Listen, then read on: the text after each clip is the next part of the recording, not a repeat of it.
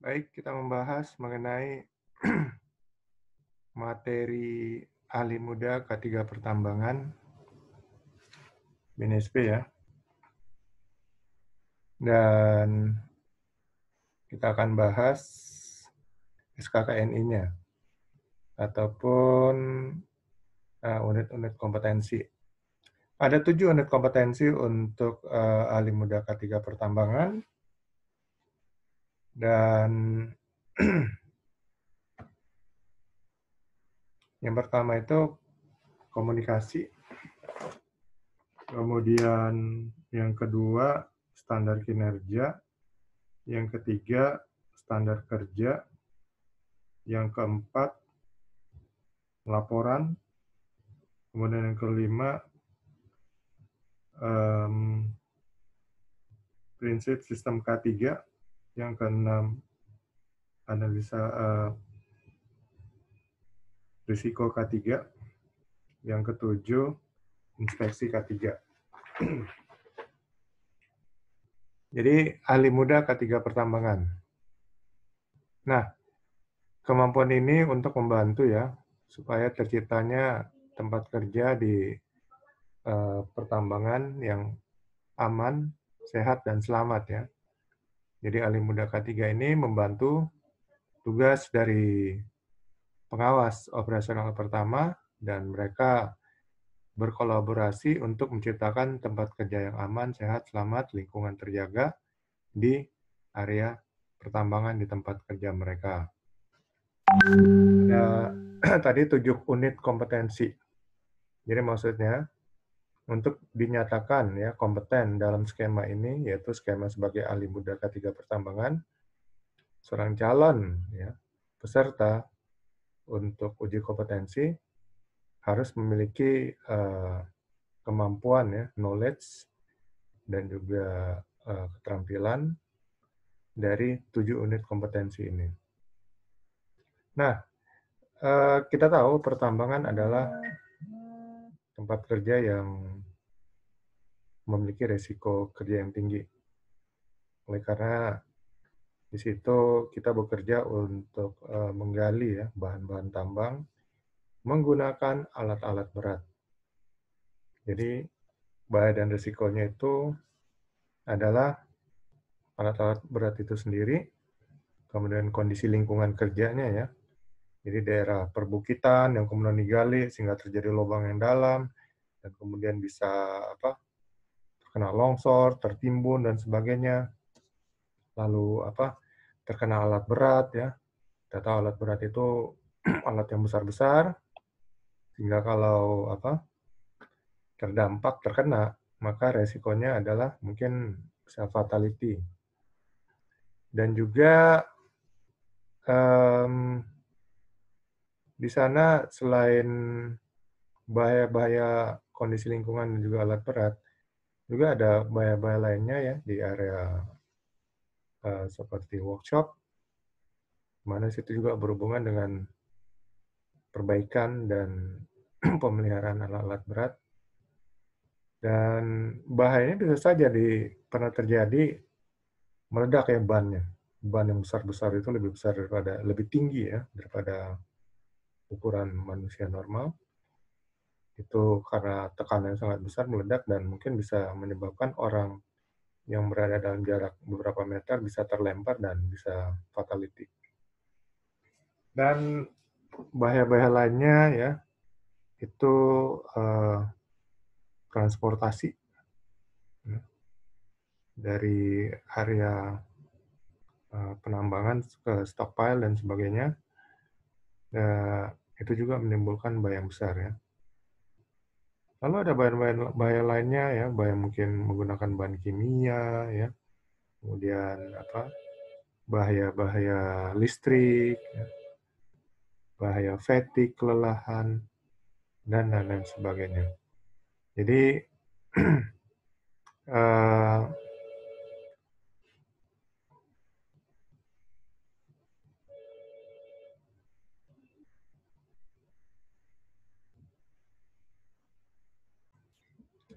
oke, jadi bahaya dan resiko di pertambangan sangat tinggi.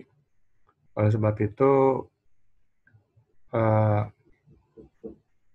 pekerjaan di pertambangan benar-benar harus dilakukan oleh para pekerja yang telah memiliki pengetahuan ya tentang bahaya dan risiko, memiliki kemampuan untuk mengidentifikasi bahaya dan risiko, dan kemudian mampu melaporkan bahaya dan risiko tersebut, dan kemudian bekerja sama dengan tim ya untuk mengendalikan bahaya-bahaya dan risiko tersebut sehingga tempat kerja tersebut menjadi aman.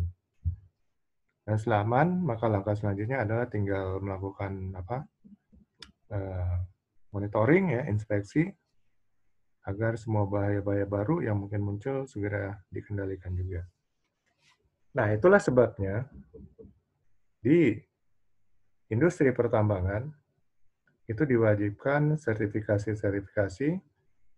Maksudnya sertifikasi ini adalah bahwa orang yang disertifikasi ini sudah memiliki pengalaman ya di bidang tersebut ya, terutama di bidang keselamatan dan kesehatan kerja, atau memiliki pengetahuan dan keterampilan yang didapat daripada pendidikan dan pelatihan.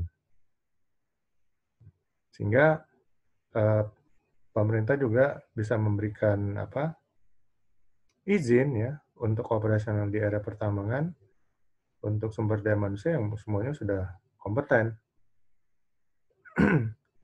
Semuanya ini dilakukan supaya menghindari terjadinya kecelakaan kerja ya, atau kalau di tambang dikatakan kecelakaan tambang. Nah, untuk skema kompetensi ahli muda K3 pertambangan, tadi sudah sebutkan ada 7 unit kompetensi yang wajib dikuasai oleh para calon peserta ya untuk uji kompetensi. Yang pertama adalah komunikasi. Oke. Komunikasi ini pertukaran informasi ya antara satu orang atau lebih, atau satu orang kepada satu orang lainnya atau lebih, bahkan mungkin beberapa orang ya. Jadi kalau lebih daripada satu orang mungkin dalam satu rapat ya atau meeting itu mungkin ada pesertanya bisa lebih dari satu orang. Nah, disampaikanlah informasi dan kemudian meminta kembali feedback ya. Nah, kalau itu yang terjadi berarti komunikasinya timbal balik ya. Karena adanya respon balik dari informasi yang telah diberikan. Nah, informasi yang diberikan ini bisa berupa berita, bisa berupa pertanyaan ya, perintah, atau hal-hal lain yang perlu untuk dikoordinasikan. Bisa juga untuk menggali ide-ide ya, itu namanya brainstorming atau curah pendapat untuk mengatasi satu masalah atau untuk membuat satu langkah perbaikan dan lain sebagainya. Komunikasi merupakan salah satu faktor penting dalam keselamatan dan kesehatan kerja. Karena menurut data-data kecelakaan, sebagian besar insiden itu terjadi karena miskomunikasi atau komunikasi yang salah diterima atau komunikasi yang tidak lengkap, sehingga sesuatu itu mungkin dikerjakan tidak dengan tepat. Dan akibatnya adalah fatal. Jadi komunikasi menjadi bagian hal yang terpenting dari keselamatan dan kesehatan kerja. Komunikasi yang baik adalah adanya respon, kemudian konfirmasi ya terhadap informasi yang diberikan untuk memastikan informasi diterima tepat. Jadi kalau di area pertambangan ada mau memberi perintah gitu ya, yang memberi perintah ini harus minta respon. Ya, respon daripada orang yang diberi perintah. Nanti orang yang diberi perintah itu akan memberikan respon. Saat diberikan respon itulah informasi ini bisa diperbaiki ya. Bisa diperbaiki apakah responnya sudah benar atau belum benar. Kalau belum benar, ya diberitahukan lagi ya, yang benar itu bagaimana gitu. Lalu minta respon lagi untuk konfirmasi. Nah, setelah diminta lagi, kalau masih salah dibenarkan lagi ya sampai benar. Kalau sudah benar, eh, diminta lagi konfirmasi. Oke, coba ulang lagi. Diulang lagi kalau benar, oke, jalankan. Jadi, kenapa harus seperti itu?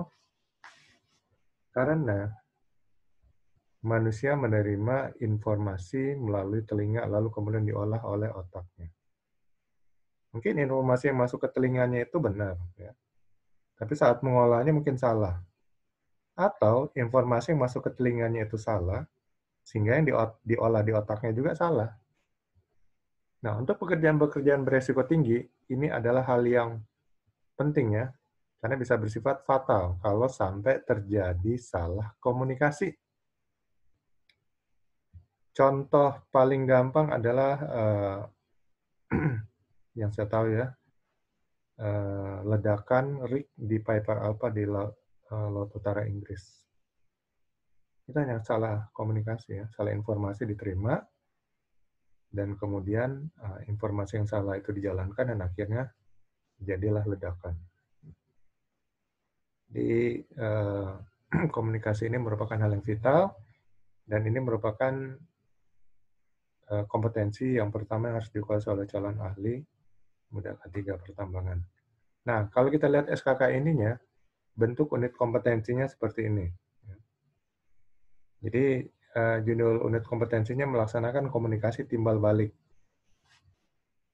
Unit ini mengidentifikasikan kompetensi yang dibutuhkan dalam memilih dan menyimpulkan informasi, menjelaskan gagasan dan usulan, menyampaikan materi komunikasi, mengoptimalkan efektivitas komunikasi dengan media yang sesuai, ya, apakah menggunakan alat bantu seperti telepon gitu kan, atau laptop dan sebagainya, mempertukarkan ide dan informasi untuk mempengaruhi sekelompok orang dan mengenali penerima pesan untuk memilih bahasa yang sesuai dengannya.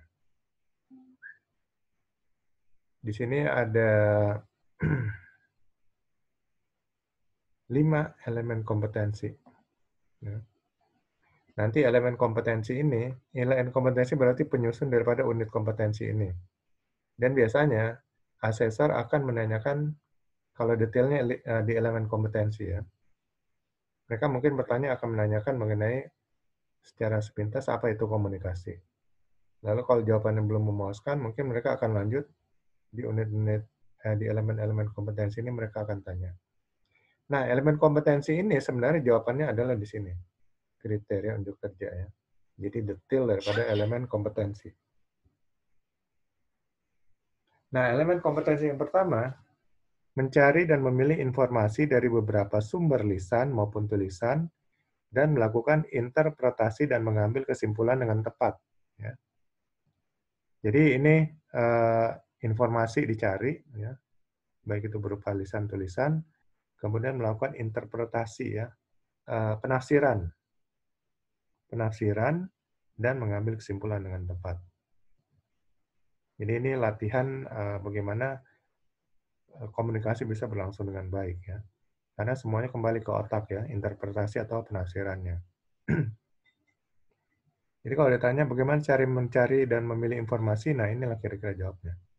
Instruksi pesan diterima dan dipahami, informasi yang saling berkaitan dipilah ya, pola keterkaitan informasi disimpulkan, informasi dari sumber yang layak dipercaya didasarkan pada pertimbangan yang matang dipilih, informasi-informasi yang terkumpul diinterpretasikan dan disimpulkan. Jadi kalau kita dihadapkan kepada satu hal, maka kita tidak bisa dari satu sumber informasi.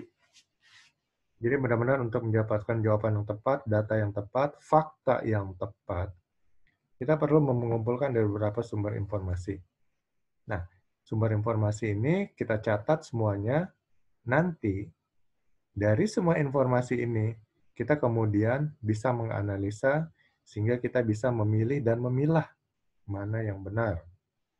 Nah, inilah kira-kira caranya ya melakukan interpretasi atau penafsiran terhadap suatu informasi. Nah, ini harus dibiasakan ya sebagai pekerja tambang supaya benar-benar bisa mengenali informasi yang benar. Karena zaman sekarang apalagi di zaman dunia digital ini banyak informasi fake ya, fake news atau informasi bohong. Nah, ini sudah merupakan suatu budaya ya. Karena sekarang di dunia maya itu perang antara kebenaran dan kebohongan. Jadi bagaimana kita tahu suatu informasi itu benar atau bohong ya? Ngecek dari berbagai sumber dulu ya. Jangan langsung telan informasi mentah-mentah. Lalu akhirnya kita melakukan sesuatu berdasarkan informasi itu, tapi ternyata ya, yang kita lakukan ternyata salah, dan akhirnya kita menyesal atau mungkin kita dihadapkan kepada konsekuensi hukum. Jadi hati-hati. Nah, di pertambangan gitu juga ya. Jadi hati-hati mendengar satu informasi. Pastikan dulu kalau informasi itu dari sumber dari mana, kita tanyakan langsung ke sumbernya ya, untuk memastikan. Kalau kita nggak tahu sumbernya, ya berarti kita berusaha cari ya di berbagai sumber lain apakah informasi ini benar. Nah, ini berhubungan dengan pekerjaan, jangan sampai kita salah melakukan pekerjaan dan akhirnya pertama pekerjaan itu mungkin menjadi mubazir ya, atau pekerjaan itu dapat menimbulkan satu kecelakaan tambang. Kemudian elemen kompetensi yang kedua, menjelaskan gagasan dan usulan secara terstruktur dan menyiapkan materi komunikasi. Jadi menjelaskan gagasan. Ini bagaimana kita menjelaskan ide-ide dan pikiran kita ya. Secara terstruktur ya, dengan tata bahasa yang baik, sehingga apa yang kita sampaikan kepada orang lain itu bisa mengerti, memahami, ya, dan kemudian memberi respon yang tepat. Mungkin kita perlu lebih lanjut membahas tentang ini ditunjukkan oleh kriteria unjuk kerja. Formulir atau data-data dalam format diisi dan dijelaskan. Data dan fakta disajikan dan dijelaskan. Informasi yang disampaikan dijelaskan. Butir-butir diskusi atau pokok bahasan dalam rapat disiapkan, disampaikan dengan ringkas, jelas, dan lengkap. Uraian atas butir-butir diskusi atau pokok bahasan dalam rapat disampaikan. Nah, ini jadi berhubungan dengan rapat atau meeting mungkin ya, terkait topik K3 pertambangan. Ya. Jadi sebelum kita menyampaikan pemikiran kita atau gagasan kita catat dulu nih data-datanya. Nanti kemudian kita jelaskan, kemudian data-data itu akan didiskusikan ya. Didiskusikan sehingga untuk mencapai suatu kesepakatan atau suatu solusi dan sebagainya. Ini merupakan bagian dari komunikasi. Dan ini bisa dilakukan dalam diskusi biasa atau diskusi resmi ya, dalam satu rapat resmi. Kemudian elemen kompetensi yang ketiga, memanfaatkan media dan pendekatan yang sesuai untuk mengoptimalkan efektivitas komunikasi. Nah, jadi kita mungkin membutuhkan media. Saat mungkin kita presentasi dalam rapat, kita membutuhkan media komputer ya atau laptop atau plus LCD proyektor ya, untuk benar-benar bisa menyampaikan informasi dan gagasan kita dengan lebih efektif. Nah, kriteria unjuk kerjanya, jenis-jenis media dalam menyampaikan satu pesan ya, baik lisan maupun tulisan dijelaskan ya.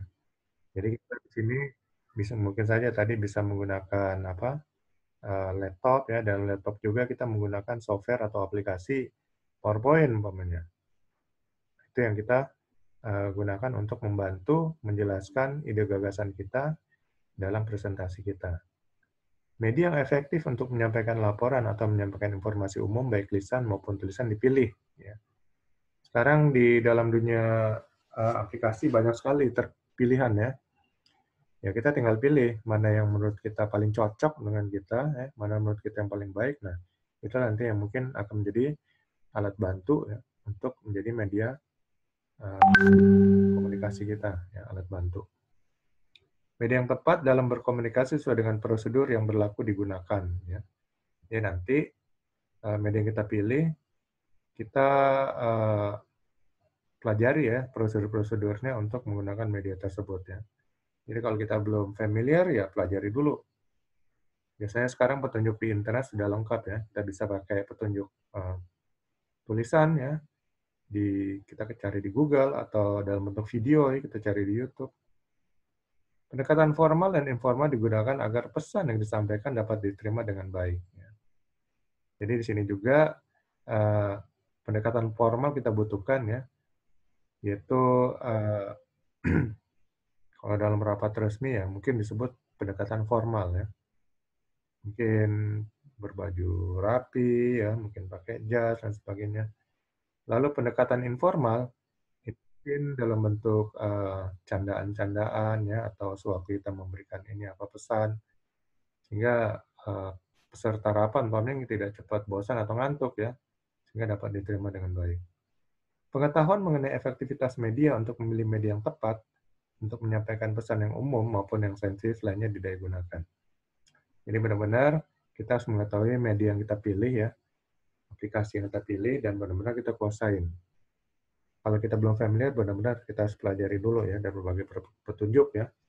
Tadi saya sudah katakan bisa kita cari di Google, search, atau bisa kita cari di YouTube.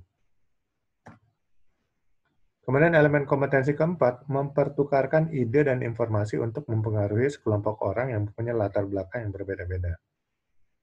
Nah, di sini komunikasi dilakukan untuk mempengaruhi.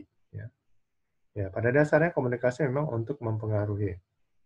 Mempengaruhi maksudnya supaya orang percaya informasi kita, atau supaya orang mau melakukan apa yang kita informasikan, ya, apa yang kita suruh, dan sebagainya.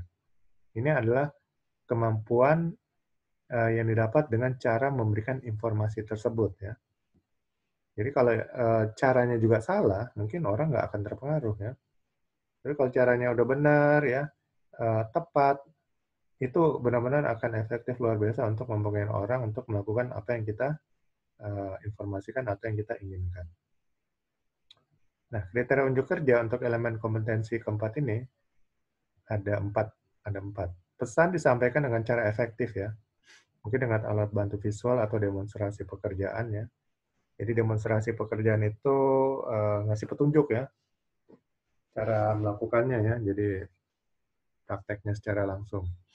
Aspek dalam pekerjaan didiskusikan dengan rekan kerja untuk mencari penyelesaiannya.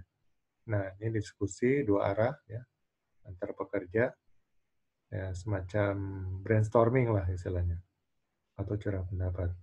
Ide dan informasi dijelaskan ke bagian yang berhak ya, seperti mungkin atasan ya, atau juga bawahan, atau rekan kerja, atau supplier, atau vendor. Jadi umpamanya memang tujuannya ke bawahan ya, ini kita jelaskan ke bawahan ya, ide dan informasi. Kalau ke vendor ya ke vendor kita jelaskan ide dan informasi kita. Nah ini bagaimana kita memberikan ide dan informasi ini sehingga orang bisa mengerti, memahami, dan kemudian mempengaruhi mereka. Elemen kompetensi yang kelima, mengenali penerima pesan dan menggunakan pilihan bahasa sesuai dengan penerima pesan. Jadi dalam berkomunikasi kita juga harus lihat dengan siapa kita berkomunikasi ya, sehingga protokolnya, tata caranya ya mungkin akan berbeda kalau kita berbicara dengan atasan dengan kita berbicara dengan bawahan atau kita berbicara dengan vendor ya, tata cara akan berbeda. Di sini ada 4 elemen kriteria unjuk kerja. Digunakan empati dalam penyampaian pesan ya. Antara lain dengan cara memberikan penjelasan atas informasi yang disampaikan dengan kalimat-kalimat yang mudah dimengerti, serta struktur penyampaian yang baik. Jadi kalau kita bicara dengan anak buah kita yang mungkin tingkat sekolahnya tidak begitu tinggi, ya jangan menggunakan bahasa-bahasa yang ilmiah ya, bahasa-bahasa asing. Mungkin dia tidak akan dapat mengerti ya, dan akibatnya informasi kita itu disalah tafsirkan. Nah, kalau kita bicara dengan atasan yang terpelajar ya, kita bisa gunakan ya istilah-istilah ilmiah atau bahasa-bahasa asing. Kemudian umpan balik dari penerima pesan untuk memastikan kesepahaman pengertian. Nah, ini tadi sudah saya sampaikan di yang pertama. minta ya respon atau umpan baliknya. Dipilih bahasa yang tepat untuk penyampaian pesan ya. Jadi jangan sampai kita bicara bahasa gaul umpamanya ya, kayak santuy. Ya mungkin anak-anak muda ngerti, tapi kalau bicara dengan orang-orang yang sudah agak tua ya, karena bukan bahasa gaul di zaman mereka nggak ngerti ya. Santuy, kuy, nah, sebenarnya istilah anak-anak gaul ya, santai gitu, bilang santuy. Yuk, ya, jadi kuy, dibalik-balik aja gitu. Jadi hati-hati penggunaan bahasa ya. Kita lihat dulu ya dengan siapa kita berbicara. Etika umum ya yang berlaku dipergunakan dalam penyampaian dan pendengaran pesan. Jadi kalau dalam rapat ya, walaupun itu bukan dengan atasan ya, tetap harus menggunakan etika umum. Jadi menggunakan tata bahasa yang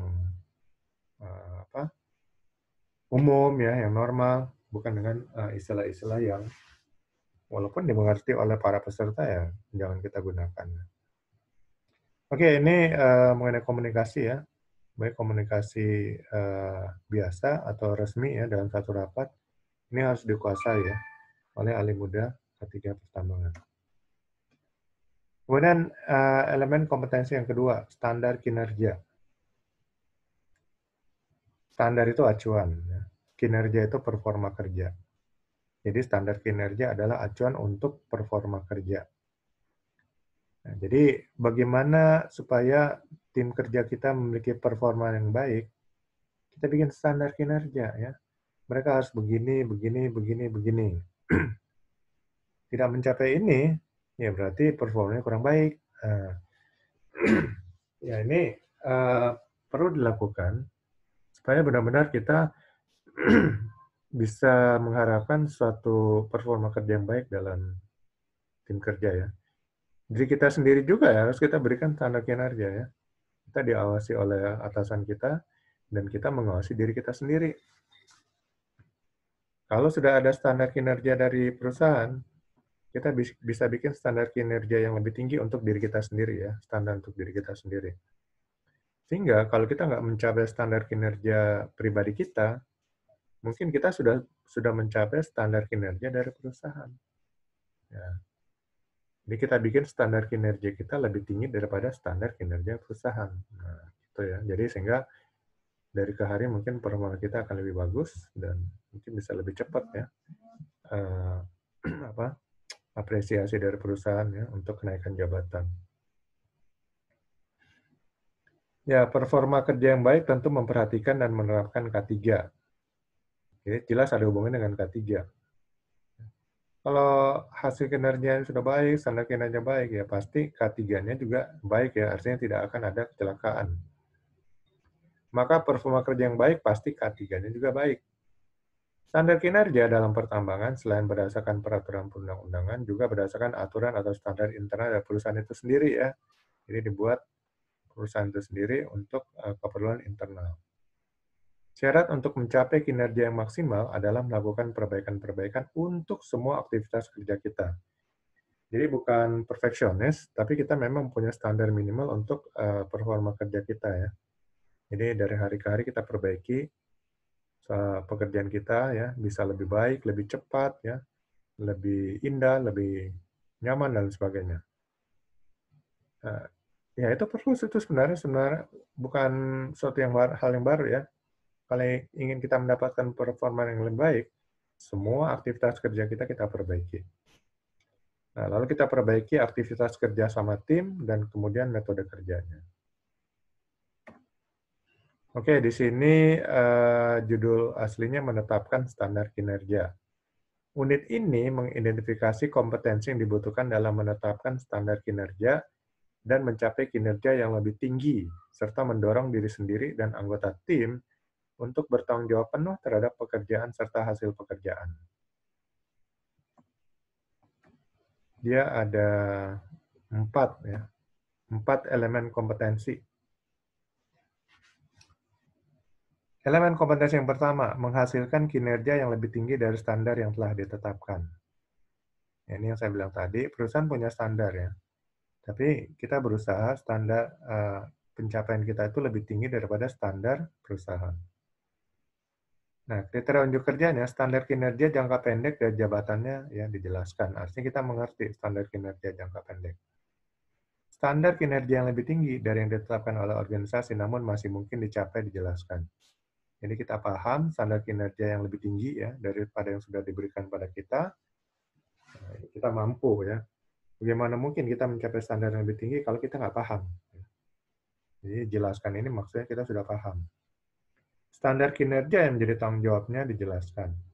Dan standar kita yang dari perusahaan kita tahu, kemudian kita tahu standar kinerja yang lebih tinggi yang akan kita lakukan, lalu standar kinerja sesuai jabatan kita, ya, terutama yang jangka pendek, ini juga kita memahaminya. Jadi syarat untuk mencapai elemen kompetensinya adalah kita paham dulu. Ya. Yang kedua,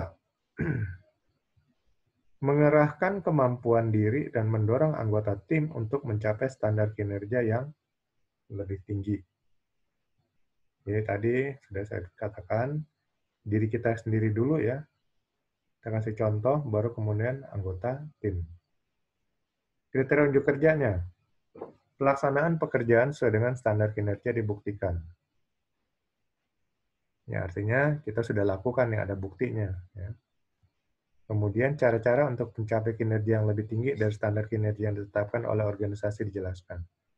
Ya, ini tadi kita juga sudah tahu bagaimana cara memberikan kinerja yang lebih tinggi dari target yang diberikan pada kita. Kita sudah paham. Perilaku yang menunjukkan pelaksanaan pekerjaan melebihi standar kinerja yang dipersyaratkan dibuktikan. Jadi perilaku itu ya apa yang kita lakukan. Ya. Bagaimana kita mengerjakan sesuatu, ya. Bagaimana mungkin kita ingin mencapai standar yang lebih tinggi kalau apa yang kita kerjakan itu ya hal-hal yang rutin aja seperti biasanya. Kalau kita ingin mencapai standar yang lebih tinggi, berarti apa yang kita lakukan itu lebih cepat, lebih baik, ya, lebih lebih sempurna dan sebagainya. Nah, lebih-lebih ini bagaimana caranya? Nah, kita sudah paham ya, karena kita mampu menjelaskan. Upaya dalam menggerakkan dan mendorong anggota tim untuk mencapai kinerja yang lebih tinggi dari standar kinerja jelaskan. Jadi tim juga harus kita gerakkan.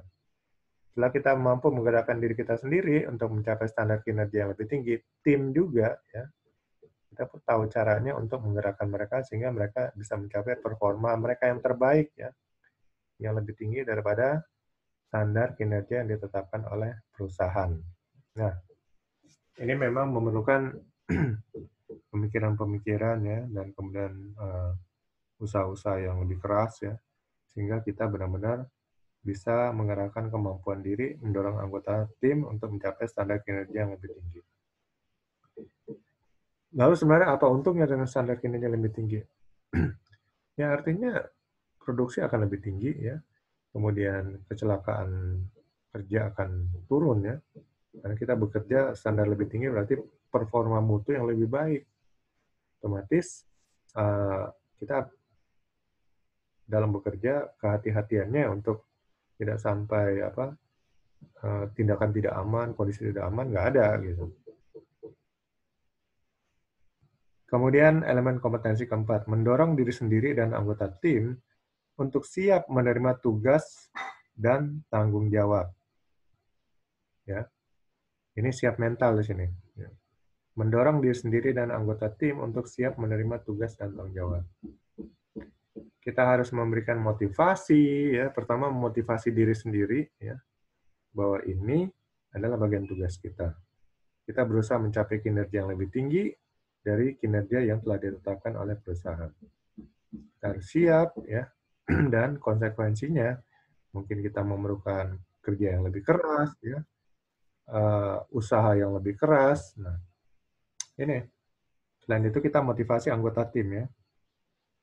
Di sini ada 4 kriteria unjuk kerja.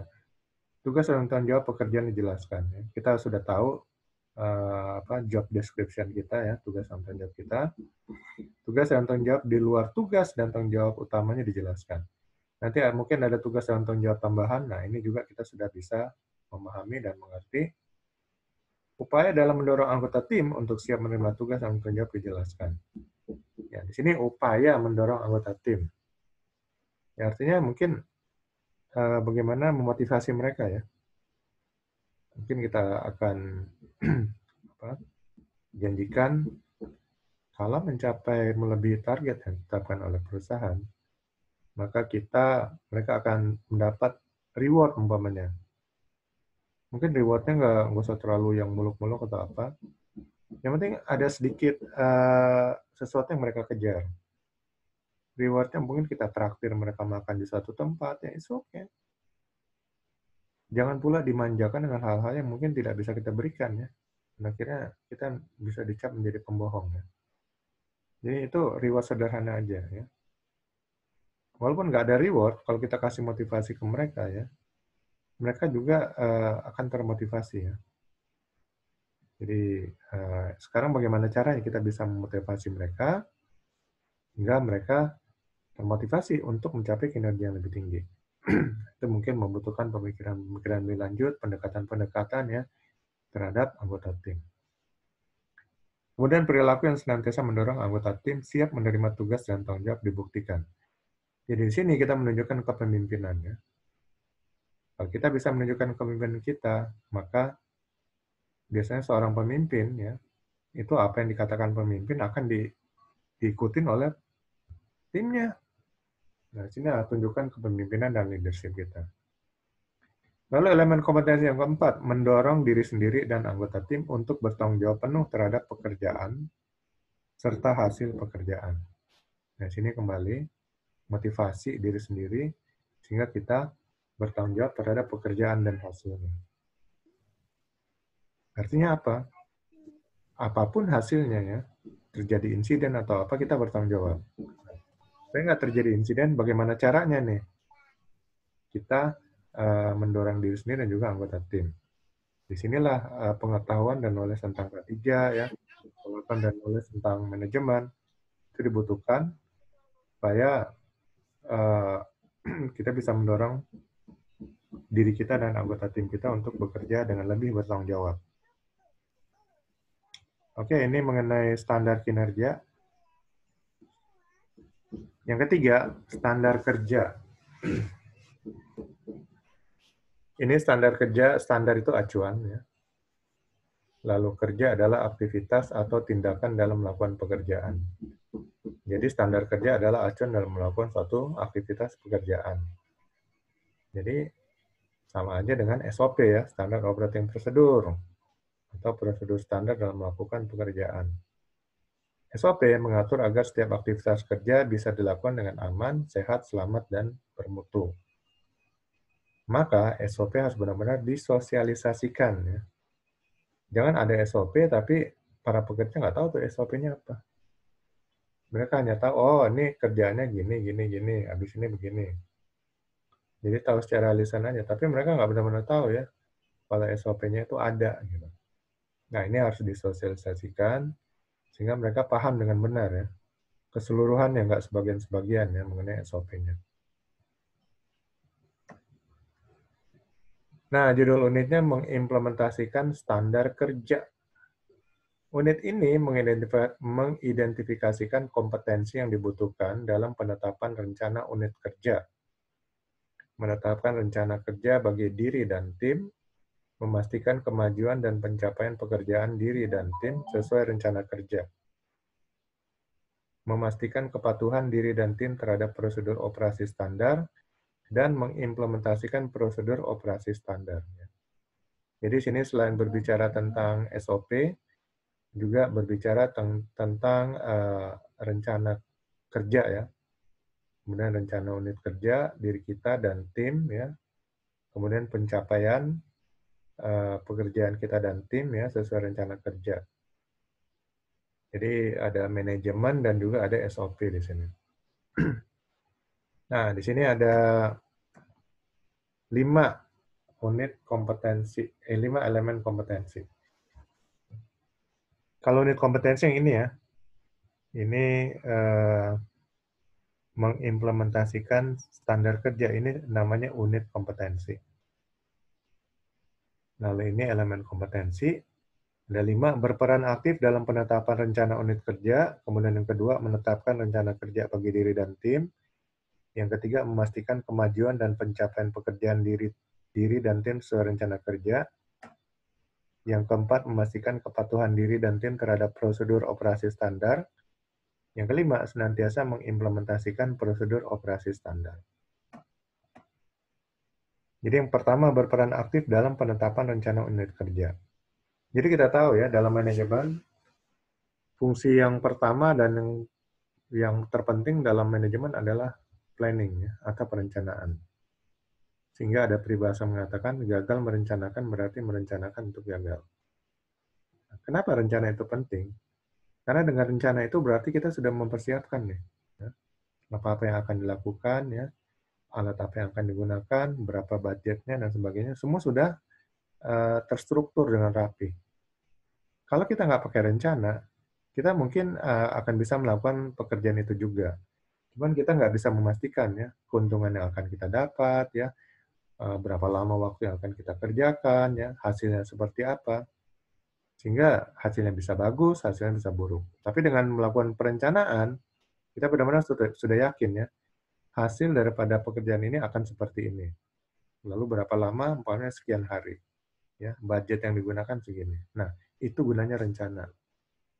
Jadi dengan rencana, melakukan rencana, maka kita sudah bisa hitung-hitungan ya, sehingga kita bisa melakukan tindakan-tindakan untuk menghindari kerugian.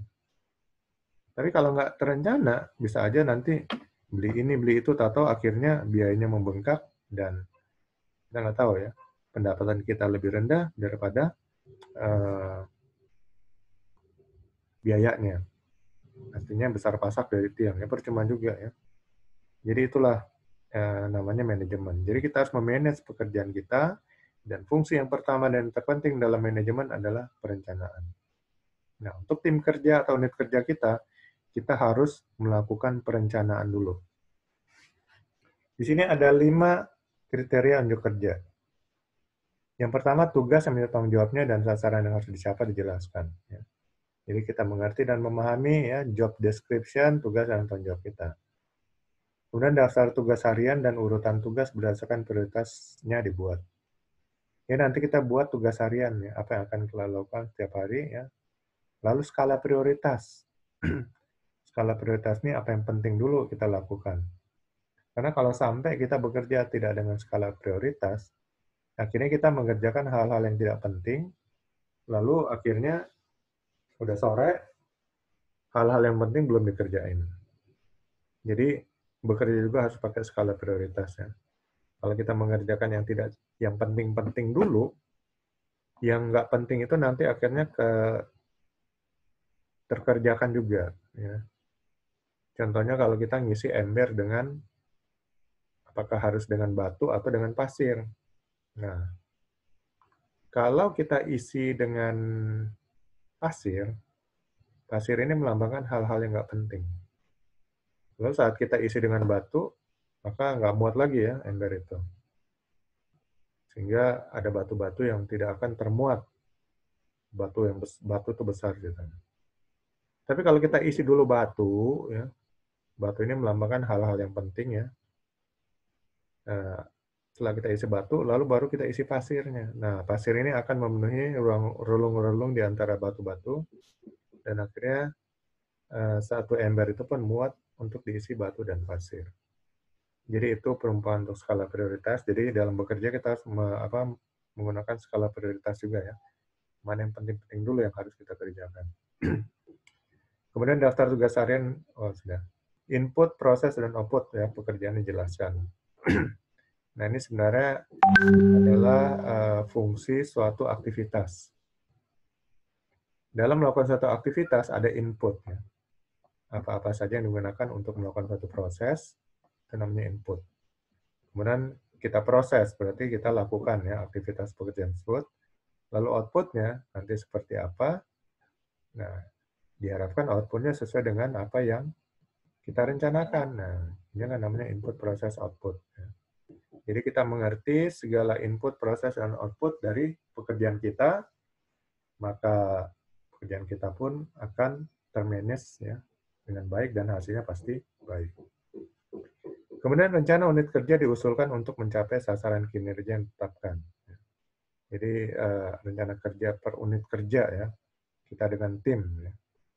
Jadi kita usulkan apakah disetujui atau enggak, karena rencana ini berisi budget ya, atau masalah uang ya, yang harus disetujui oleh manajemen.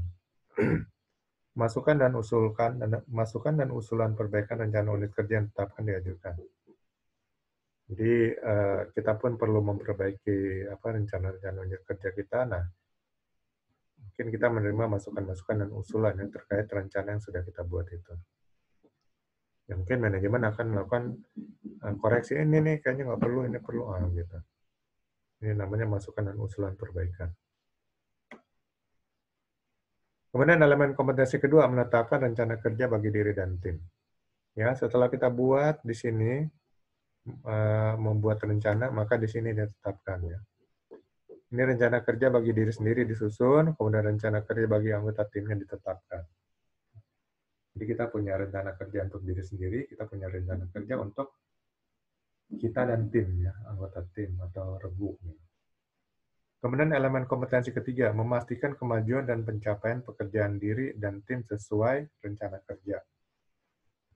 Jadi setelah kita merencanakan ya, maka kita juga memantau nih ya, progresnya ya, kemajuan dan pencapaian pekerjaan dari kita sendiri dan juga tim kita. Di sini ada 5 kriteria unjuk kerja. Tugas harian sesuai saran yang harus dicapai diselesaikan. Cara-cara memonitor pencapaian diri terhadap rencana kerja dijelaskan. Perilaku yang senantiasa mengukur kemajuan dan pencapaian pekerjaan terhadap rencana kerja dibuktikan. Kemudian cara-cara memonitor pencapaian tim terhadap rencana kerja dijelaskan. Yang kelima, perilaku yang senantiasa mengukur kemajuan atau pencapaian pekerjaan tim terhadap rencana kerja dibuktikan dan memberikan umpan balik untuk meningkatkan kinerja. Jadi yang pertama adalah tugas harian ya. Tugas harian, ini apa-apa yang akan kita lakukan harian, checklist-nya sudah ada. Jadi ini yang penting. Plus skala prioritasnya ya. Jadi mana yang akan dikerjakan lebih dahulu. Kemudian baru kita bagaimana cara memonitor pencapaian diri terhadap rencana kerja dijelaskan. Jadi kita sudah memahami cara-cara kita monitor ya pencapaian diri kita sendiri nih.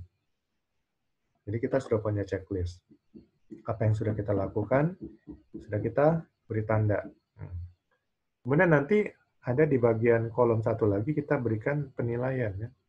Apakah yang kita lakukan itu sudah memuaskan atau enggak. Nah, ini cara kita memonitor, juga menilai pencapaian diri kita sendiri. Kemudian perilaku yang senantiasa mengukur kemajuan dan pencapaian pekerjaan terhadap rencana kerja dibuktikan. Jadi kita buat nanti ada semacam form ya, antara apa yang direncanakan dengan progresnya ya, faktanya di lapangan ya. Jadi sehingga sudah berapa persen progres pekerjaan kita tersebut, ini kita monitor dari hari ke hari. Cara-cara memonitor pencapaian tim terhadap rencana kerja jelaskan. Juga tim kita monitoring ya dengan hal yang sama. Apa yang sudah dikerjakan ya, bagaimana progresnya terhadap perencanaan dan sebagainya. Lalu perilaku yang senantiasa mengukur kemajuan pencapaian pekerjaan tim terhadap rencana kerja dibuktikan dan memberikan umpan balik untuk meningkatkan kinerjanya. Jadi senantiasa kita mengukur juga ya perilaku kita ya sesuai dengan rencana kerja. Lalu kemudian kita minta masukan-masukan atau umpan balik supaya kinerjanya semakin baik ya, improvement ya. Kemudian elemen kompetensi yang keempat, memastikan kepatuhan diri dan tim terhadap prosedur operasi standar. Nah, ini kepatuhan terhadap SOP. Jadi ini bagaimana kita patuh terhadap SOP, ya, standar operating procedure, kita harus tahu dulu SOP-nya apa. Jadi kita harus baca dulu, kemudian kepada tim kita sosialisasikan ya secara berulang-ulang sehingga mereka benar-benar paham ya SOP untuk aktivitas pekerjaan kita. Dan jangan sampai SOP ini juga kita shortcut. Lalu secara berkala kita evaluasi. Apakah ada sesuatu yang mungkin lebih baik ya, pengubahan langkah-langkahnya, ya, cara-cara dan metodenya. Nah, ini kita evaluasi SOP-nya, karena SOP ini juga bukan malaikat ya yang nggak boleh dirubah. Gitu. Jadi mungkin aja terbuka untuk perubahan untuk menjadi sesuatu yang lebih baik. Gitu. Jadi dari hari ke hari kita improve juga, sehingga makin hari prosedur standar kita akan semakin sempurna, lebih efektif, lebih efisien, ya, lebih menghemat waktu, lebih menghemat tenaga. Nah, untuk SOP sendiri nanti dibuatnya ya per tim. Ya. Kalau belum ada SOP, suatu aktivitas kerja itu dibuat. Biasanya SOP yang efektif itu dibuat daripada JSA dulu. Jadi tetapkan JSA dengan melihat bahaya dan resiko dari setiap langkah-langkah kerja dalam SOP, kemudian mengendalikan bahaya dan resiko tersebut.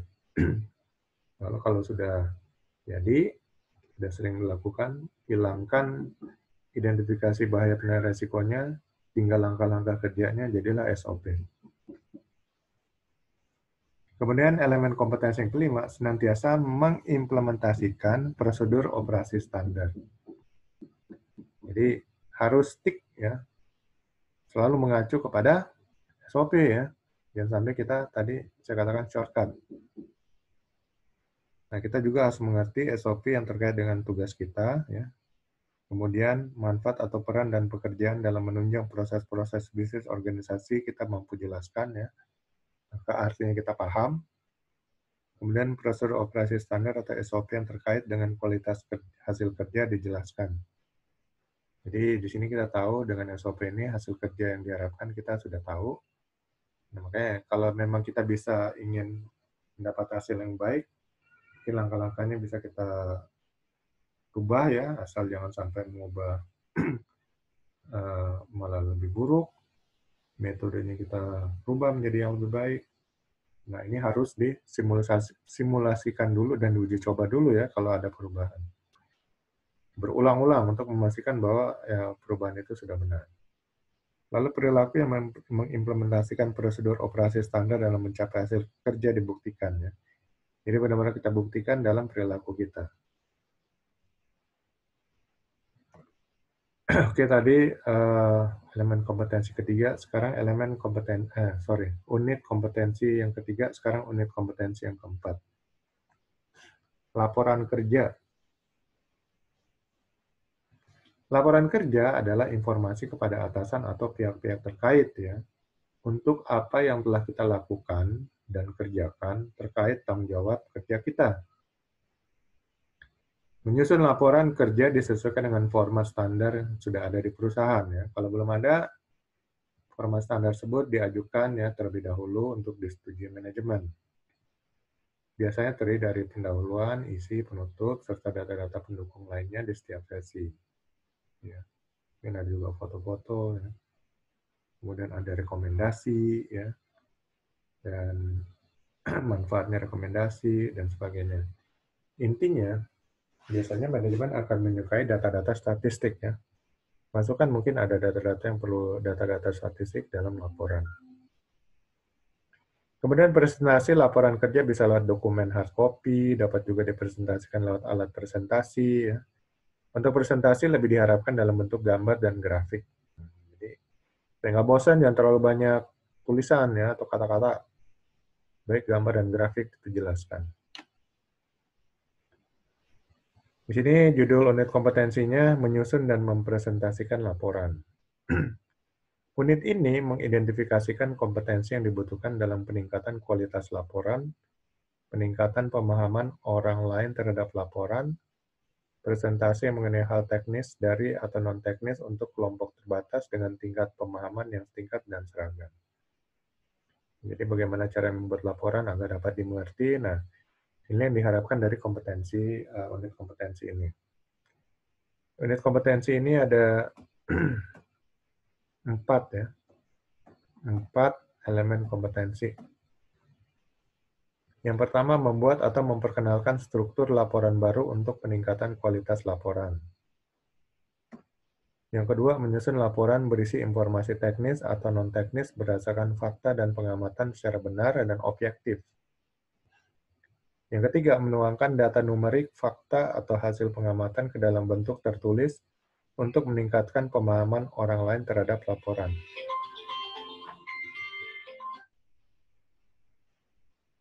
Yang keempat, mempresentasikan hal teknis dan atau non-teknis untuk kelompok terbatas dengan tingkat pemahaman yang setingkat dan seragam.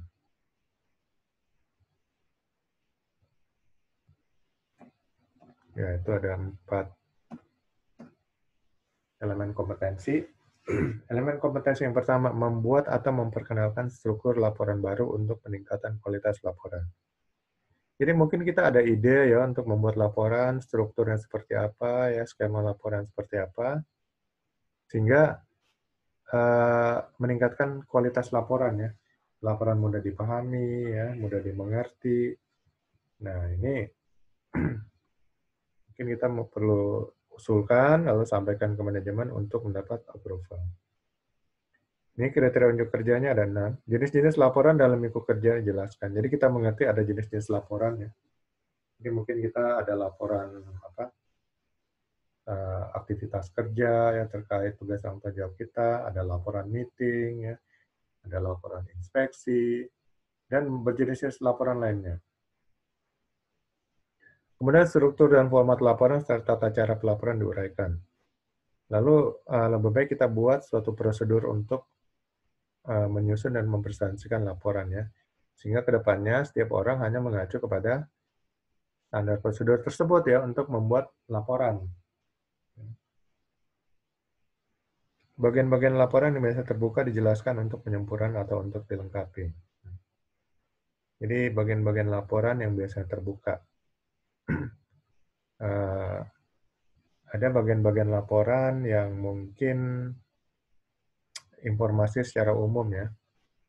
Ini disempurnakan ya, sehingga konsep terbuka di sini maksudnya seperti apa gitu. Apakah terbuka dalam arti kata bukan rahasia, atau terbuka maksudnya informasi secara umum ya, yang siapapun tahu. Ini nanti kita fixkan ya untuk penyempurnaan ya daripada bagian laporan. Kemudian penyempurnaan terhadap struktur laporan dilakukan untuk melengkapi isi laporan. Jadi nanti bagaimana struktur laporannya, apakah seperti tadi ya ada pembukaan, isi, dan penutupan, atau ada konsep-konsep lainnya ya sehingga struktur laporan itu lebih menarik ya, lebih berkualitas.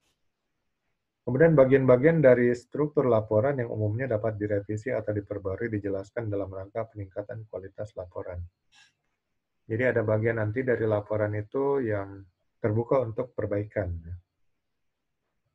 Perbaikan supaya terjadi peningkatan kualitas laporannya.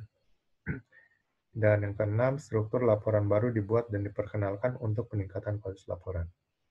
Jadi kita selalu ada perbaikan terus-menerus ya, selalu ada hal baru, perbaikan-perbaikan baru, sehingga semua hal menjadi lebih baik ya, termasuk dalam membuat dan mempresentasikan laporan. Kemudian elemen kompetensi kedua, menyusun laporan berisi informasi teknis atau non-teknis berdasarkan fakta dan pengamatan secara benar dan objektif. Jadi dalam isi laporan juga ya, itu nanti mungkin ada informasi mengenai hal-hal teknis. Hal-hal teknis ini berhubungan dengan perhitungan-perhitungan ya, atau non-teknis ya, yang tidak ada berhubungan dengan perhitungan. Nah, ini semua harus dikumpulkan berdasarkan fakta ya, bukan opini ya atau pendapat, atau berdasarkan pengamatan secara benar dan objektif. Bukan pengamatan yang buat-buat atau pengamatan virtual. Di sini ada 5 kriteria unjuk kerja. Jenis-jenis formulir baku untuk tujuan pelaporan dalam lingkup kerja yang dijelaskan. Jadi mungkin dalam membuat laporan ada lampiran-lampiran form ya. Nah, ini jenis-jenis formnya mungkin ada lampiran mengenai loto, mengenai JSA dan sebagainya. Nah, ini semua sudah kita paham maksudnya.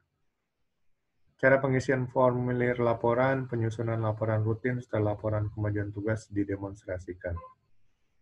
Ya, maksudnya bisa tunjukin caranya ya, terutama nanti akan dijelaskan kepada anggota tim atau kepada tim lainnya, ya, sehingga mereka juga sama-sama bisa membuat laporan dengan benar. Kemudian jenis-jenis laporan rutin dan laporan kemajuan kerja dijelaskan, serta struktur dan format diuraikan dan jadwal penyusunan diterapkan. Jadi juga di sini memahami ya jenis-jenis laporan rutin ya, maksudnya berkala, apakah sebulan sekali atau seminggu sekali. Kemudian ada lagi jenis laporan kemajuan kerja ya. Ini mungkin bisa diminta setiap saat. Lalu strukturnya ya, ini benar-benar dipahami dan bisa dijelaskan. Kemudian jenis-jenis informasi teknis atau non-teknis yang diperoleh dalam satu proses pengamatan dijelaskan. Lalu hal teknis juga bisa dijelaskan dalam laporan ya, perhitungan-perhitungan ya, hal-hal teknis, cara kerja suatu mesin secara teknis umpamanya yang kita laporkan. Lalu non-teknis ini ya tidak ada yang berhubungan dengan perhitungan. Ini semuanya kalau non-teknis berdasarkan pengamatannya dan juga secara benar dan objektif. Dan laporan berisi informasi teknis atau non-teknis disusun berdasarkan fakta dan pengamatan secara benar dan objektif ya. Objektif itu benar-benar fakta, bukan opini. Ya inilah kira-kira cara menyusun laporan ya, dan isinya ya. Baik itu berisi informasi teknis dan non-teknis. Ini semuanya berdasarkan hal-hal yang benar dan objektif. Lalu elemen kompetensi yang ketiga, menuangkan data numerik, fakta, atau hasil pengamatan ke dalam bentuk tertulis untuk meningkatkan pemahaman orang lain terhadap laporan. Jadi nanti kita kasih data-data statistik, ya, fakta-fakta. Nah itu semua supaya laporan itu pertama mudah dipahami dan juga menarik gitu. Di sini ada 3 kriteria unjuk kerja. Jenis laporan yang strukturnya telah ditentukan, serta jenis data numerik dan fakta yang dituliskan serta cara penulisan yang dijelaskan. Jadi kita mampu memahami ya semua data-data ini dan supaya orang lain mampu juga memang harus dituangkan dalam satu bentuk prosedur.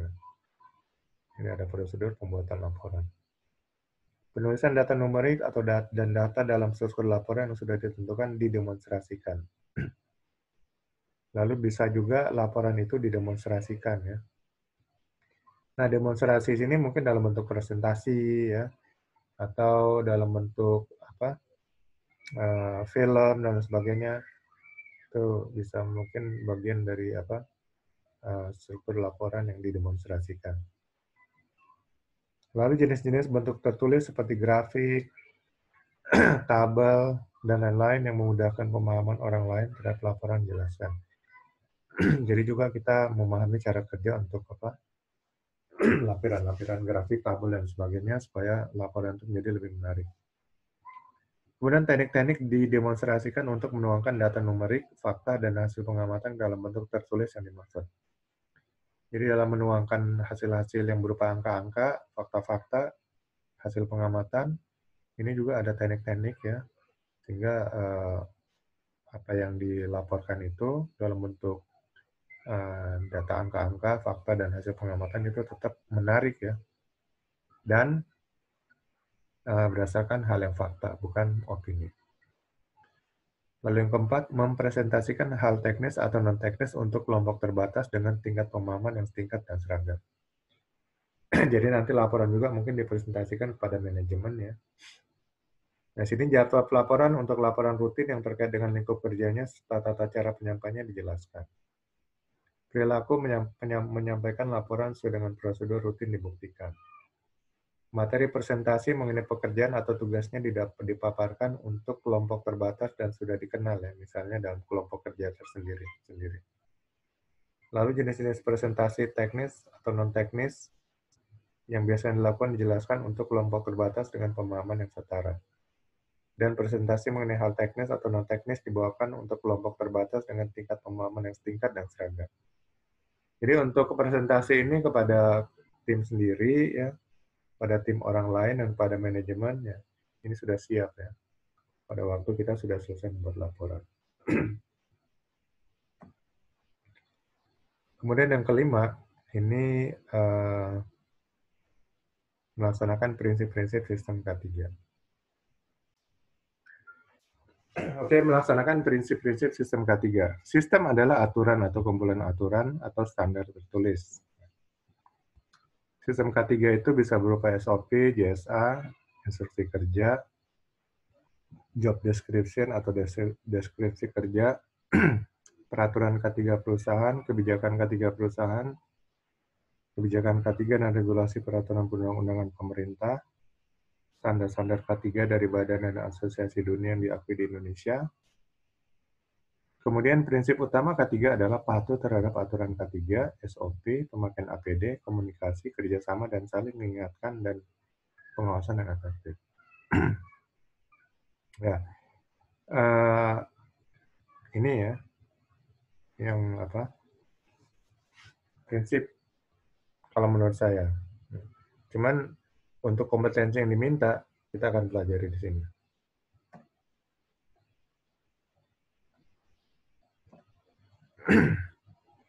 Judul unitnya adalah melaksanakan prinsip-prinsip sistem keselamatan dan kesehatan kerja di tempat kerja.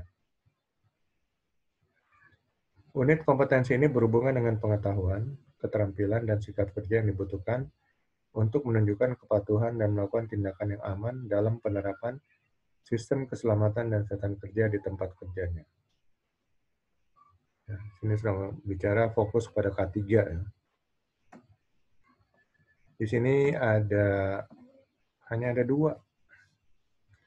ada dua elemen kompetensi. Yang pertama menunjukkan kepatuhan terhadap sistem kesehatan dan keselamatan kerja di tempat kerja. Yang kedua menunjukkan tindakan yang aman dalam menghadapi risiko pekerjaan terhadap K3. Nah, elemen kompetensi yang pertama menunjukkan kepatuhan ya terhadap sistem K3. Ada 4 elemen kompetensi. Sistem keselamatan dan kesehatan kerja yang dianut oleh perusahaan disebutkan. Jadi artinya paham nih. Paham dengan sistem keselamatan. Karena antar satu perusahaan dengan perusahaan lainnya mungkin sistem K3-nya beda-beda ya. Walaupun di Indonesia kita mengenal satu sistem yang namanya Sistem Manajemen Keselamatan dan Kesehatan Kerja SMK3 berdasarkan PP 50 tahun 2012. Tapi dalam penerapannya mungkin nggak sama antara satu perusahaan dengan perusahaan lainnya. Atau juga satu perusahaan mungkin ada menganut sistem lainnya ya berdasarkan asosiasi-asosiasi yang mereka ikuti. Kemudian pokok-pokok isi dalam keselamatan dan kesehatan kerja dijelaskan ya. Jadi mampu menjelaskan semua isi ya, mulai dari kebijakan, perencanaan K3 dan sebagainya.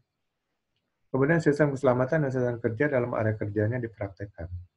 Lalu dipraktekkan dalam aktivitas pekerjaannya. Dan kepatuhan dalam pelaksanaan prinsip-prinsip sistem keselamatan dan kesehatan kerja ditunjukkan. Jadi stick to the rule ya. Jadi sini patuh terhadap sistem.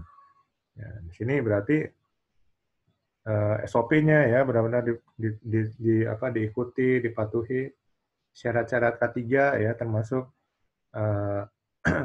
penggunaan APD yang tepat ya dan benar dan kemudian peralatan-peralatan yang sudah dicek dulu, sudah dipelihara. Kalau memakai alat ukur sudah ada dikalibrasi atau dalam masa kalibrasi. Nah, ini semua prinsip-prinsip untuk K3 ya yang harus dipatuhi. Nah, jadi semuanya sini ikut SOP, pakai APD ya, ikut metode yang sudah menjadi standar prinsip dari perusahaan ya. Ini semua adalah bagian daripada prinsip-prinsip K3 ya, berdasarkan unit kompetensi ini. Kemudian elemen kompetensi kedua menunjukkan tindakan yang aman dalam menghadapi resiko pekerjaan terhadap K3. Tindakan yang aman ya. Jadi bertentangan dengan tindakan tidak aman. Tindakan tidak aman itu artinya tindakan yang melanggar prosedur ya, tidak memakai APD ya. Kemudian tidak memperhatikan prinsip-prinsip K3 lainnya, itu tindakan tidak aman. Berarti tindakan aman ini benar-benar menuruti prinsip-prinsip K3 ya. Sini ada 4 elemen kompetensi kriteria unjuk kerja. Yang pertama, hal-hal yang melindungi dalam pencegahan kecelakaan kerja, misalnya karyawan, aset, dan perlengkapan dan operasi perusahaan disebutkan. Jadi mampu dan paham ya apa-apa saja yang menjadi tujuan dalam pencegahan kecelakaan. Yang pertama tentu sumber daya manusianya, kemudian melindungi aset atau peralatan dan perlengkapan untuk operasional perusahaan. Kemudian potensi bahaya kecelakaan kerja dalam pelaksanaan pekerjaan bersangkutan disebutkan. Dan juga paham terhadap potensi-potensi bahaya yang dapat menyebabkan kecelakaan kerja di area kerjanya. Lalu yang ketiga, cara-cara dan peralatan yang dibutuhkan guna pencegahan kecelakaan dalam lingkup pekerjaan dijelaskan. Dan juga paham cara dan metode kerjanya ya, serta bagaimana memakai peralatan-peralatan sesuai dengan lingkup kerjanya. Yang keempat, tindakan yang aman dalam menghadapi resiko pekerjaan terhadap K3 dilakukan. Jadi selalu stick ya, atau mengacu kepada aturan yang aman, ya, tindakan yang aman. Jangan mempraktikkan tindakan tidak aman ya, tidak memakai APD, tidak mengikuti prosedur, dan lain sebagainya. Nah, ini elemen kompetensi yang kelima ya, melaksanakan prinsip-prinsip sistem keselamatan dan kesehatan kerja. Lalu elemen kompetensi yang keenam, resiko K3. Resiko adalah dampak dari ketidakpastian. Bahaya adalah salah satu bentuk ketidakpastian. Jadi, resiko adalah dampak dari adanya bahaya yang mengancam. Karena bahaya adalah sesuatu yang tidak pasti, maka yang kita kendalikan adalah dampaknya, yaitu resiko. Makanya kalau dibilang kita mengendalikan bahaya, bahaya itu kan suatu bentuk ketidakpastian ya, atau suatu bentuk opini, bukan fakta. Jadi bukan mungkin sesuatu yang tidak real itu dikendalikan. Nah, dampak dari bahaya itu lebih real. Jadi resiko itu lebih real, maka resiko yang dikendalikan. Risiko K3 adalah bahaya yang dapat membuat cedera, fatality, dan kerusakan peralatan kerja yang menimbulkan kerugian. Ya. Kerugian ini yang ditakutkan oleh perusahaan dan berusaha dihindari. Maka perlu dikendalikan untuk menghilangkan dampaknya atau meminimalisir dampaknya.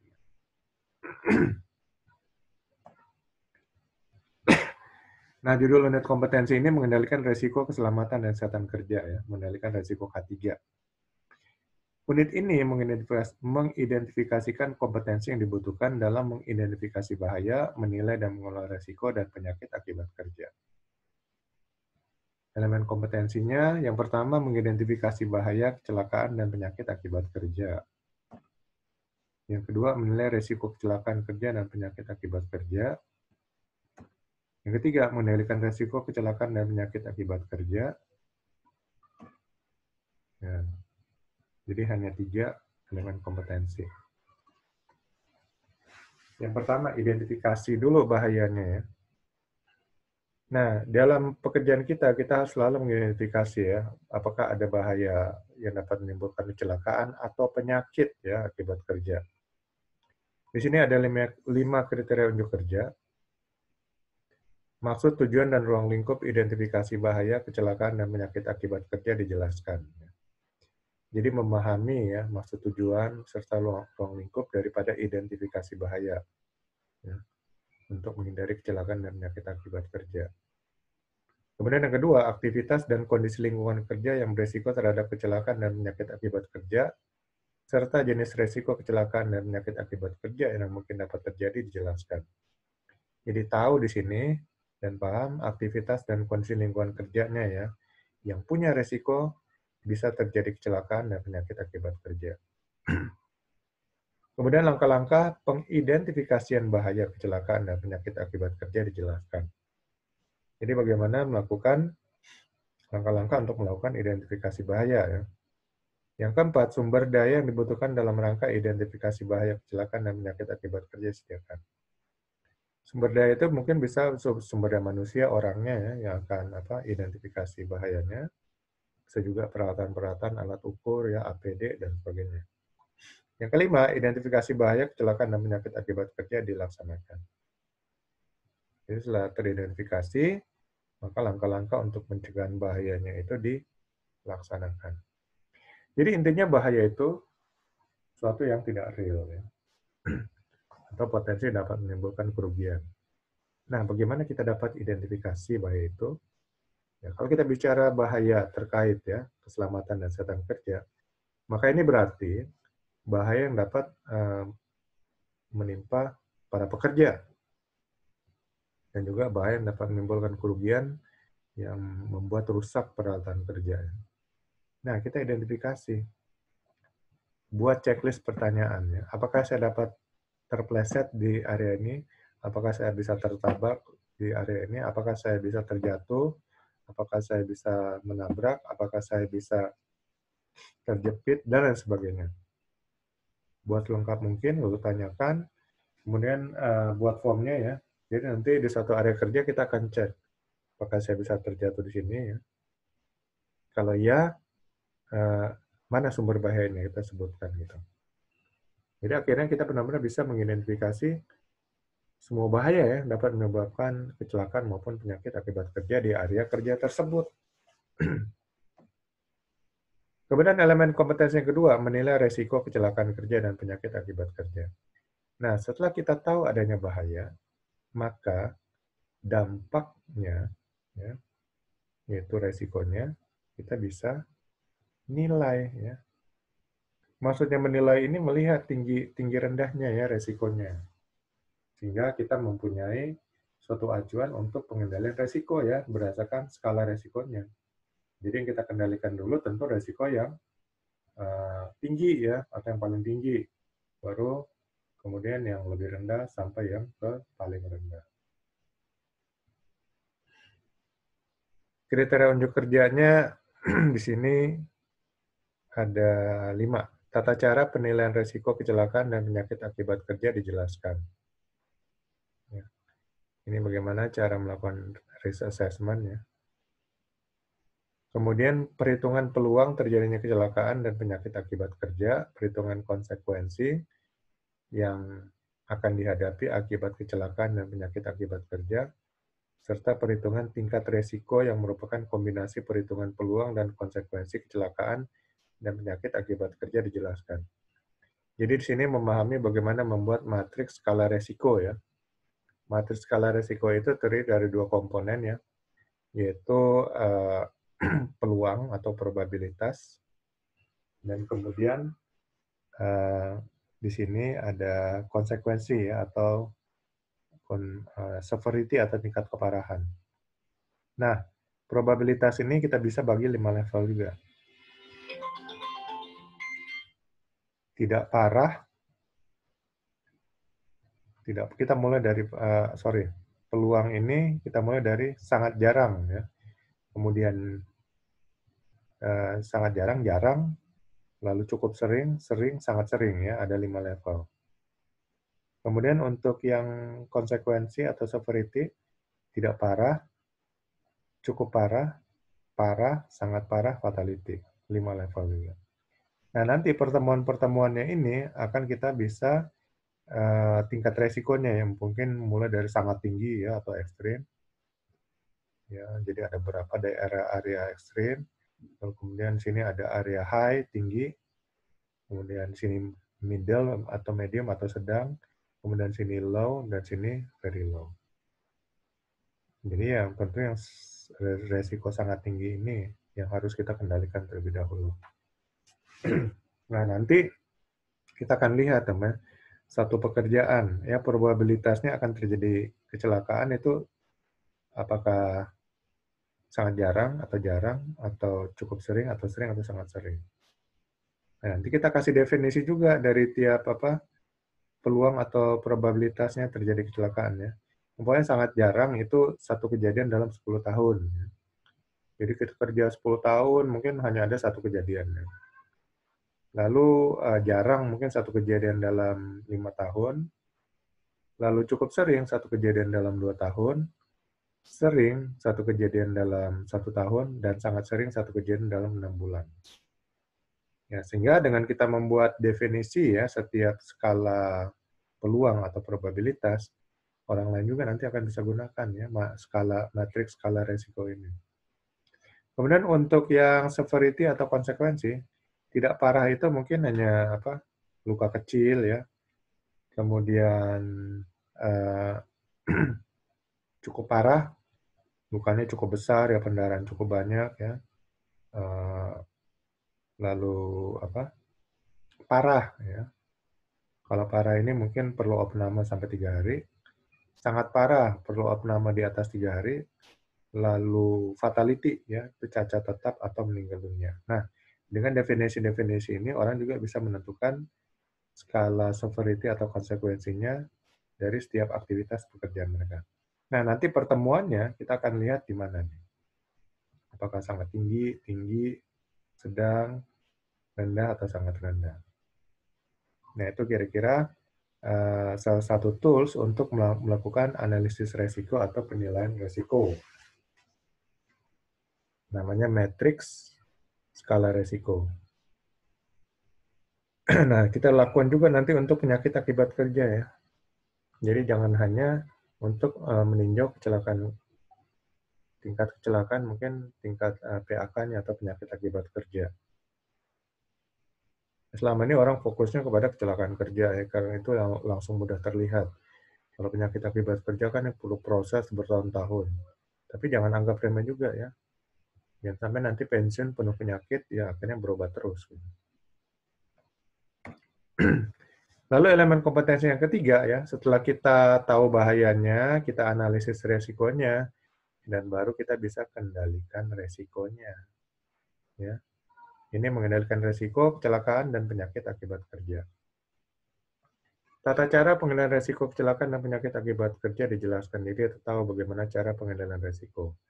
Sumber yang dibutuhkan, ya, untuk menghindari kecelakaan dan penyakit akibat kerja kita sudah siapkan, ya, tahu caranya. Lalu pengendalian risiko kecelakaan dan penyakit akibat kerja kita laksanakan, ya, kalau kita sudah tahu. Pengendalian risiko kecelakaan dan penyakit akibat kerja dievaluasi, dan pengendalian risiko kecelakaan dan penyakit akibat kerja dilaporkan. Nah, kalau di pertambangan pengendalian risiko itu hierarkinya ada mulai dari rekayasa teknik, ya, rekayasa, kemudian administrasi, lalu work practice, dan APD.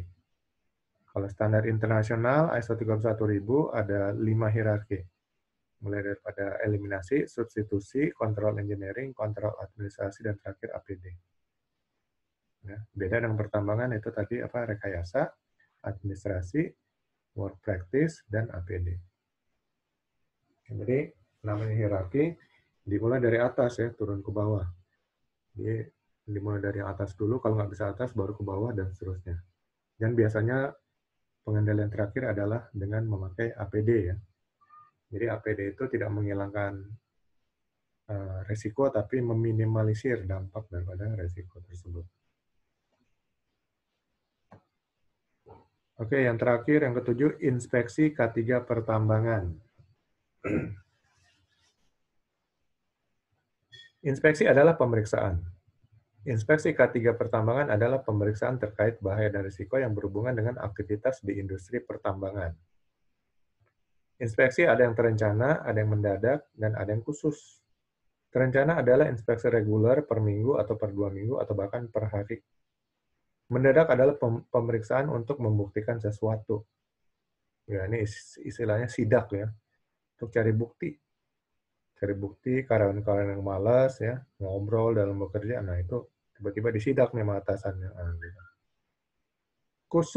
Inspeksi khusus adalah inspeksi teknis terhadap peralatan-peralatan teknis yang dilakukan setahun sekali umpamanya. Inspeksi harus direncanakan. Disiapkan alat-alat ukur, alat-alat pencatatan, dan metode pemeriksaannya. Serta nanti mungkin ada tindak lanjut, ya, diperlukan jika ada temuan-temuan. Nah, judul unit kompetensi ini adalah menginspeksi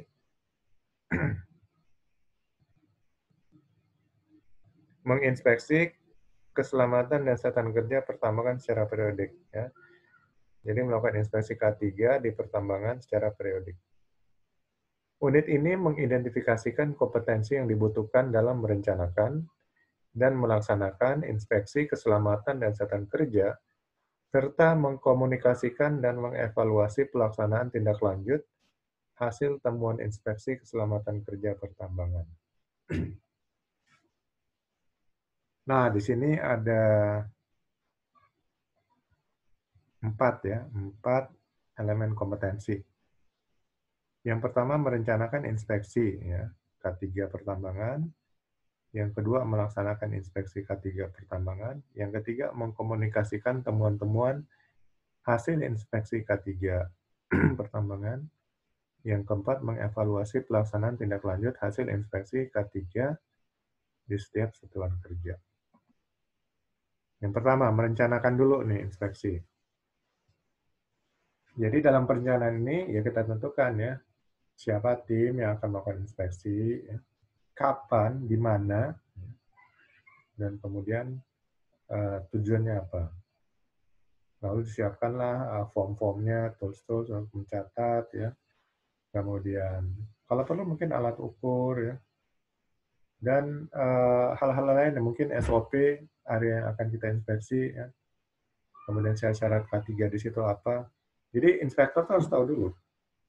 Kemudian mesin-mesin yang digunakan apa aja, ya. Cara kerja mesin, ya, SOP untuk penggunaan mesin dan sebagainya. Supaya saat melakukan inspeksi semuanya sudah clear, ya.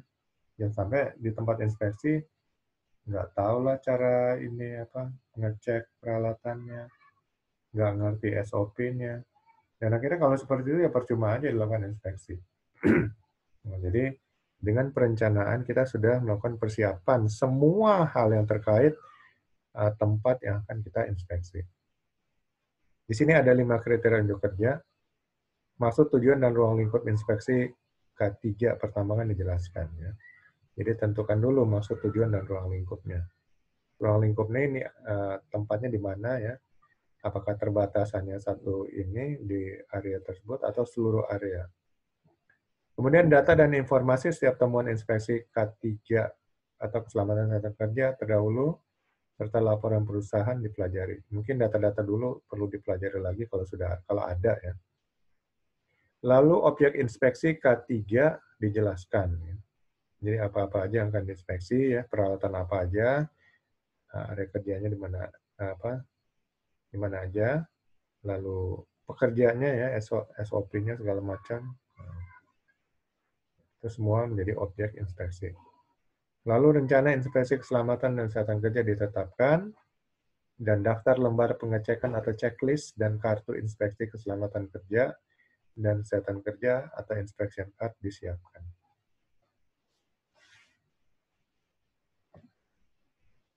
Nah, elemen kompetensi yang kedua, melaksanakan inspeksi. Jadi saat melaksanakan inspeksi, di sini dibutuhkan kita dalam kondisi fit, ya, kemudian fokus, ya, konsentrasi, lalu semangat, ya, dalam melakukan pemeriksaan. Ya. Dan kita juga sudah tahu prosedur dalam melakukan inspeksi, ya. Jadi sudah baca, sudah mengerti, memahami prosedur dalam melakukan inspeksi K3. Karena inspeksi K3 ini akan berbeda dengan inspeksi mendadak, ya, atau inspeksi khusus, atau inspeksi teknis, akan berbeda. Ya. Karena di sini juga kita akan memeriksa sumber daya manusianya. Ya. Di sini ada 5 kriteria unjuk kerja, ya, untuk elemen kompetensi kedua ini. Langkah-langkah inspeksi keselamatan dan kesehatan kerja dan format-format dokumen yang diperlukan dijelaskan. Jadi sudah mengetahui prosedurnya, ya, kemudian form-form yang digunakan. Kemudian parameter-parameter dan sasaran keberhasilan yang digunakan dalam pelaksanaan inspeksi dijelaskan. Jadi sudah tahu juga, ya, target-target, parameter, ya, standar pengukurannya gitu maksudnya untuk inspeksi ini. Kemudian inspeksi keselamatan dan kesehatan kerja untuk setiap satuan kerja secara periodik dilaksanakan. Nah, untuk daerah kerja, tim kerja, ya, ini periodik, ya. Mungkin 2 minggu sekali atau seminggu sekali, ya, diperiksa supaya selalu dalam keadaan aman, selamat, dan sehat. Kemudian temuan hasil inspeksi keselamatan dan kesehatan kerja yang dicatat dalam dokumen inspeksi dijelaskan. Jadi nanti bisa menjelaskan hasil-hasil temuan apa aja, ya. Teman-teman mungkin yang bersifat teknis bisa juga dijelaskan. Kemudian laporan dan statistik penyimpangan praktik keselamatan dan kesehatan kerja atau temuan inspeksi dibuat. Nah, nanti ada temuan-temuan ini benar-benar dibuat berdasarkan form ya. Jadi form inspeksi itu diisi. Biasanya form inspeksi itu berisi nomor, jenis temuan ya, kemudian tindak lanjutnya apa, PIC tindak lanjutnya siapa. Lalu elemen kompetensi ketiga, mengkomunikasikan temuan-temuan hasil inspeksi keselamatan dan kesehatan kerja. Jadi setelah dilakukan pelaksanaan inspeksi, mungkin ada temuan-temuan nanti dikomunikasikan ya, apa saja temuan-temuan tersebut. Komunikasinya mungkin bisa lewat form yang sudah diisi ya, kemudian dijelaskan kepada manajemen, tapi nanti yang secara resmi dibuat dalam laporan khusus. Di sini ada 4 kriteria unjuk kerja. Hasil inspeksi keselamatan dan kesehatan kerja ditetapkan. Tata cara mengkomunikasikan temuan-temuan hasil inspeksi keselamatan dan kesehatan kerja dijelaskan. Jadi tahu cara buat mengkomunikasikan ya dan buat laporan temuan-temuan. Hasil inspeksi keselamatan dan kesehatan kerja dikomunikasikan kepada satuan kerja terkait ya. Pada pihak terkait, umpamanya inspeksi di workshop ya kepada supervisor workshop ya. Dan juga kepada orang safety. Gitu. Tindakan koreksi, tindakan prioritas untuk tindakan koreksi, penanggung jawab pelaksana tindakan koreksi, dan batas waktu pelaksanaan tindak lanjut temuan hasil inspeksi ditetapkan. Jadi siapa PIC-nya ya, kemudian batas waktu diberikan, lalu kemudian apa-apa saja temuan nanti itu akan ditetapkan. Ya. Lalu elemen kompetensi yang keempat, mengevaluasi pelaksanaan tindak lanjut hasil inspeksi keselamatan dan kesehatan kerja di setiap satuan kerja. Jadi nanti hasil perbaikannya terhadap temuan-temuan ya atau tindak lanjutnya ini dievaluasi. Di sini ada 6 kriteria unjuk kerja.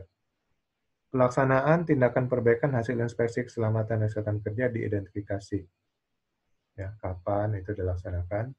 Tata cara evaluasi pelaksanaan tindak lanjut hasil inspeksi keselamatan dan kerja dijelaskan. Jadi mampu menjelaskan nih bagaimana cara melakukan evaluasi hasil pelaksanaan tindak lanjut. Ini apa-apa saja yang dievaluasi gitu ya. Hasil kerjanya, bagaimana cara kerjanya, dan sebagainya. Ya tentunya semua sudah ada standar ya untuk evaluasi. Pertama nanti dijelaskan dalam prosedur ya, prosedur inspeksi. Lalu hasil pelaksanaan tindak lanjut hasil inspeksi dievaluasi, kemudian rekomendasi untuk meningkatkan kepedulian terhadap pelaksanaan keselamatan dan kesehatan kerja di pertambangan dibuat. Jadi setelah itu, dalam laporan evaluasi pelaksanaan tindak lanjut ini ada rekomendasi. Mungkin untuk masukan kepada manajemen untuk bagaimana mengatasi temuan-temuan tersebut agar tidak terjadi lagi. Gitu.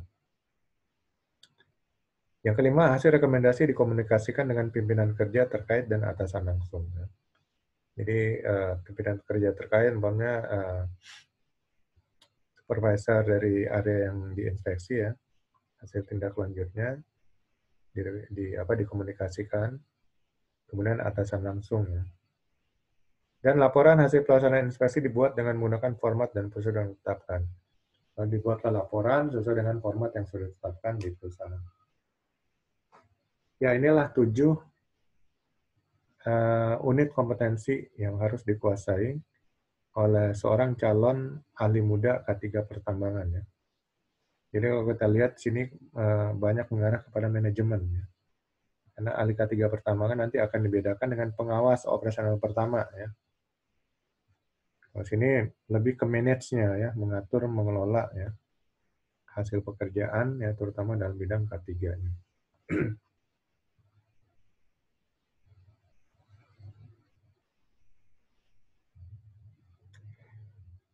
Oke, itu semua materi untuk ahli muda K3 pertambangan. Mungkin pesertanya, setahu saya cuma 1 orang ya, tapi yang lain mungkin pengamat aja. Tapi nggak apa-apa kalau ada yang ingin bertanya silakan. Cuma ngamati aja.